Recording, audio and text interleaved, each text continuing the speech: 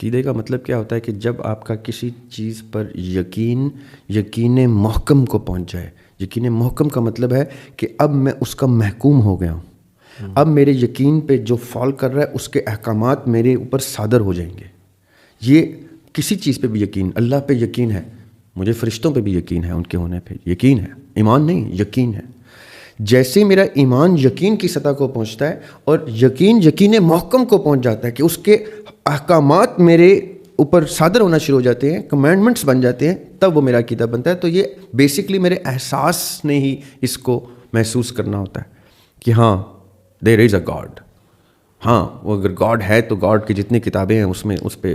پھر یہ مطلب ہے کہ عقیدے کو آپٹ کرنے کے لیے پرائمریلی حساس آدمی زیادہ جلدی عقیدے میں آتا ہے, جس کے احساس مچور ہیں, جس کا احساس, جو آپ نے ملحد کا نام لیا, ذکر کیا, ملحد کا مطلب یہ ہوتا ہے کہ اس کا اللہ کی ایگزسٹنس کو محسوس کرنے کا احساس ڈیٹیچ ہو گیا ہے, وہ محسوس نہیں کر پا رہا کہ کوئی خدا ہے, اس لیے اس کا الحاد ٹرگر ہوا ہے. ورنہ کوئی بری نیت سے نہیں الحاد کرتا کہ میں نعوذ باللہ اللہ کے خلاف کھڑا ہو گیا, ایسا نہیں ہوتا. وہ کہتا ہے کہ میں محسوس نہیں کر پاتا اپنے ارد گرد.